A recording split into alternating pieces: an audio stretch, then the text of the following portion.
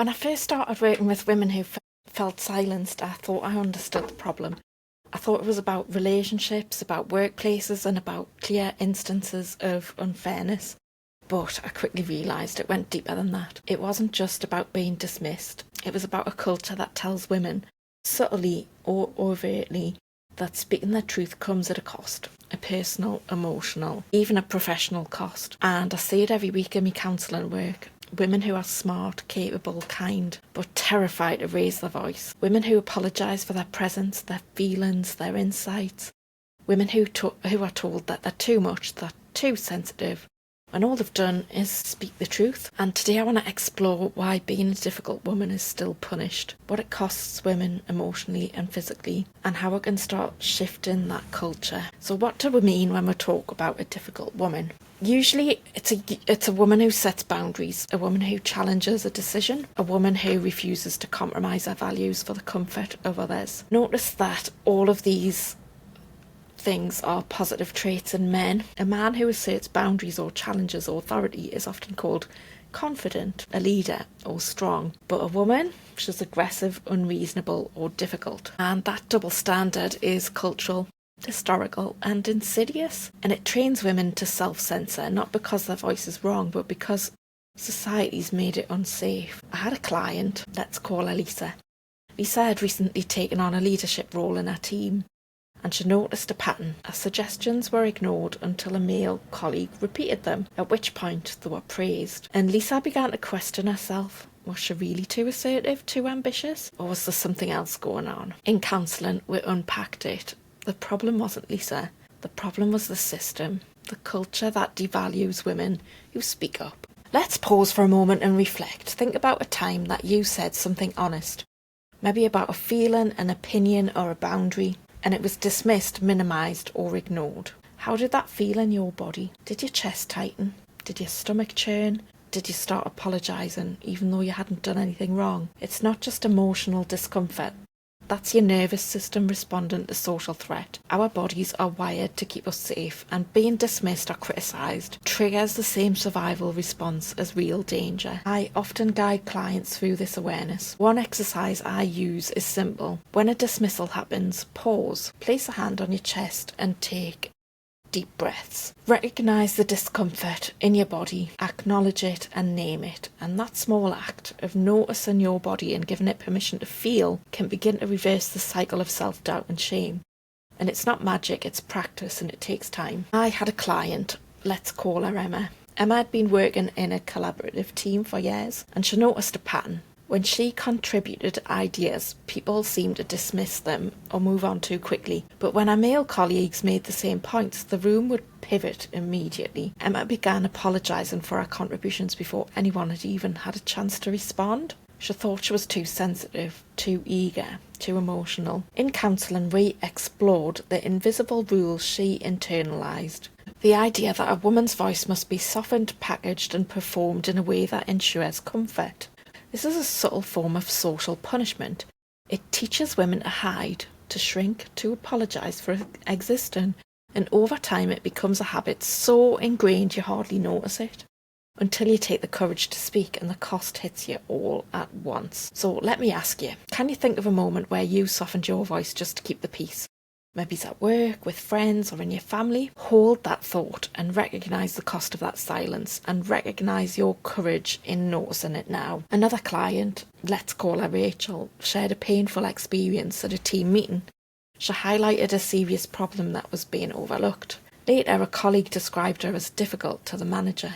Rachel felt she wasn't aggressive, she wasn't emotional in an unhelpful way, she was just simply telling the truth. And we worked on recognising the distinction between truth-telling and perceived difficulty. She learned that being called difficult isn't a reflection of your character, it's a reflection of someone else's discomfort.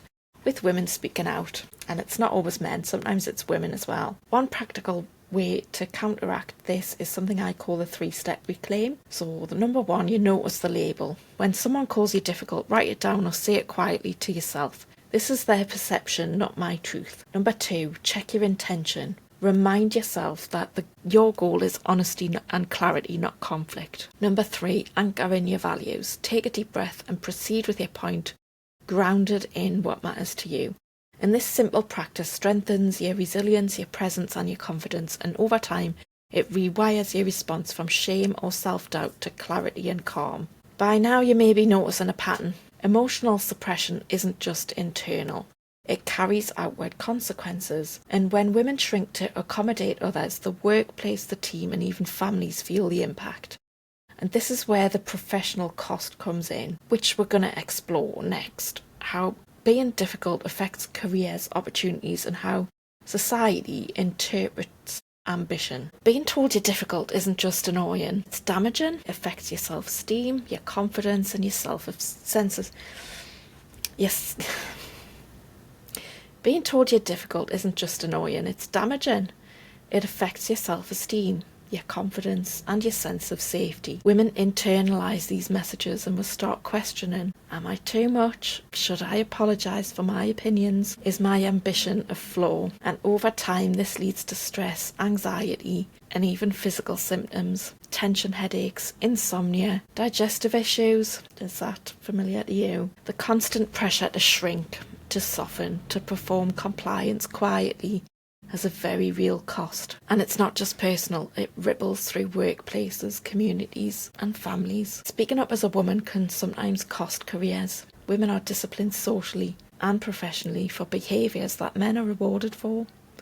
Research shows that women in leadership are more likely to be judged harshly for assertiveness. They're more likely to be excluded from networks, overlooked for promotions, or labelled hard to work with. And think about that message that this sends to younger women watching. If you want to be respected, minimise your presence. If you want to succeed, soften your voice. And yet, we know the world needs women who are not afraid to speak up. Women who have ideas, who have visions, and who have courage.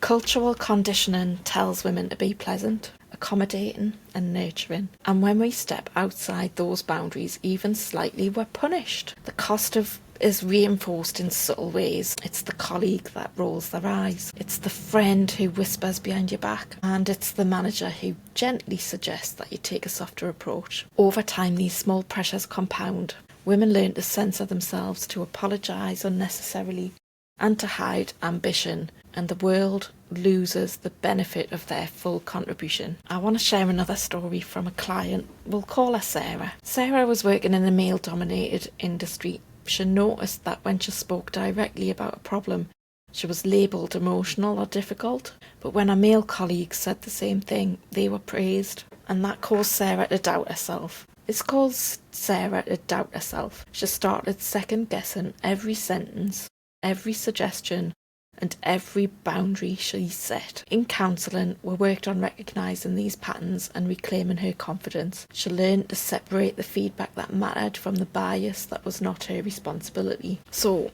what can women do? Well, you can recognise the bias.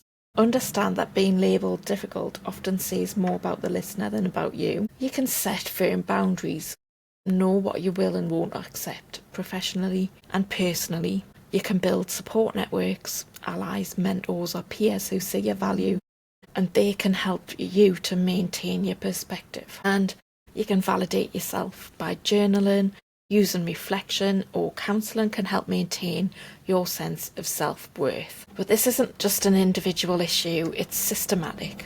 We need workplaces, communities and cultures that reward women for speaking up, not punish them. We need to stop using labels like difficult woman as a shorthand for fear or discomfort. Because when we do, we create a space where women can fully contribute with courage, insight and vision. Being a difficult woman is not a flaw. It's a sign of courage, integrity and leadership. And if you're a woman who's been labelled difficult, remember, you're not the problem. The culture that punishes honesty, ambition and assertiveness is. And if you're in a position to support women in your team, in your family or in your community, help them keep their voice. Listen to them, validate them and stand alongside them. Because when women speak, truly speak, the world benefits. If you'd like to hear more stories, advice and insights, check out my podcast on YouTube. It's under my name, so you can just search for it on YouTube. And if you're a woman looking for guidance, I offer counselling sessions to help you to reclaim your voice.